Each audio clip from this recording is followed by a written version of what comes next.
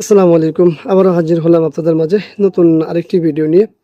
আজকে আমরা একটি মাইক্রোওয়েভ স্পিকার নিয়ে কথা বলবো। আপনারা দেখতে পাচ্ছেন আমার সামনে মাইক্রোওয়েভ স্পিকার দুইটি টুইটার আছে আর মূল এমপ্লিফায়ারটি এখানে। তো এটা কি সমস্যা? দেখুন সর্বপ্রথমে হচ্ছে কি এই যে দুইটা তার খোলা, এর যে এসি সেকশনটা আছে, এসি কেবলটা, এই যে কেবলটা কাটা।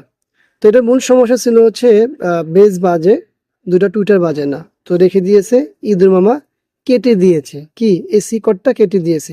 এখন আমরা এসি কর্ডটা বাইরে থেকে কানেকশন করে লাগালাম, লাগানোর পর দেখি যে আসলে কথা সত্য। সেটা হলো যে দুইটাই বাজে, দুইটাই বাজে বলতে কি একটা বেস বাজে, দুইটা টুইটারই বাজে, কিন্তু এই যে এখানে যে দুইটা স্পিকার আছে, দুইটা স্পিকার একটা বাজে না। আমার কাছে যে মাইক্রোওয়েভ স্পিকার আছে চেকের জন্য, এটা দিয়ে ঠিকই বাজতেছে, তার অর্থ আমাদের এমপ্লিফায়ারে কোনো সমস্যা নেই। যা সমস্যা আছে কেবলটা এখন লাগানো লাগবে, আর কেবল লাগাতে হলে আমার এটা ভালোভাবে খুলতে হবে। আর এখানে আঠা দেওয়া আছে, এই যে গাম দেওয়া, তো এগুলো খুলবো। এরপরে এই যে স্পিকার কেন বাজে না, দুইটা টুইটার স্পিকারই, স্পিকারগুলোর মানও তো খুব হাই, তো এটা কেন বাজে না সেটা দেখবো। তো সঙ্গে থাকুন, দেখতে থাকুন। টোটালটাই খুলে নিয়েছি। এই হলো এসি কর্ডের কানেকশন। আমরা এসি কর্ডটার এইখান থেকে ঢুকিয়ে দিয়ে এখান থেকে ঢুকে দেবো, এরপর আমরা এখানে কানেকশন করব।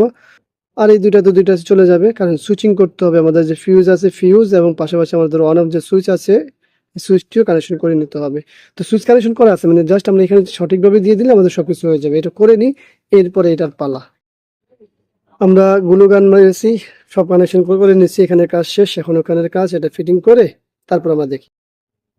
স্পিকার একটা খুলেছি, একটা খুলেই দেখলাম এর ভিতরে একদম ফুঁকা। আর ভিতরে কি স্পিকার, ম্যাগনেট 4 ohms নর্মালি আছে, কিন্তু এখানে স্পিকার বসানোটাই হলো বিষয়। তো একটার মধ্যে দেখলাম এটা, আর এটা খুলতে যে এই যে জিনিস শর্ট আইনা খুলতে হয়েছে, এখানে আঠা দেওয়া লাগানো। তো দেখি এখানে কি স্পিকার ব্যবহার করতে পারি আমরা। আমরা এই স্পিকারটি ব্যবহার করতে চেয়েছিলাম এখানে, ঠিক আছে, আমাদের যে স্পিকার গুলো আছে এটি, কিন্তু ম্যাগনেটও বড়, আমাদের সাইডে যে ফ্রেম গুলো আছে সেটিও বড়, এখানে বসবে না। এই দেখুন, যদি আমি চাই বসাতে পারবো না। তার অর্থ হচ্ছে এখন এই স্পিকার আমাদের নিয়ে যেতে হবে, সেম স্যাম্পল দেখে মিলাই নিয়ে আসতে হবে। তো আমরা এই মুহূর্তে আর কিছুই করতে পারছি না, কারণ আমাদের কাছে এর চাইতে ছোট স্পিকার নেই। আমরা তো নর্মালি TMN1 এর ভিতরে এই স্পিকারগুলো ব্যবহার করে থাকি। তো এখন আপনারা বা আমরা কি করতে পারি সেটা হলো যে এটা খুলে নিয়ে ম্যাচিং করে নিয়ে আসতে পারি। তো যাই হোক, সবাইকে ধন্যবাদ জানাচ্ছি ভিডিওটি দেখার জন্য। ভিডিওটি ভালো লাগলে লাইক, কমেন্ট, শেয়ার, আমাদের সঙ্গে থাকুন। ইনশাল্লাহ দেখা হবে অন্য কোনো বিষয় নিয়ে। আজকের মধ্যে এখানে বিদায়। আল্লাহ হাফিজ। আসসালামু আলাইকুম রহমতুল্লাহি ওয়া বারাকাতুহু।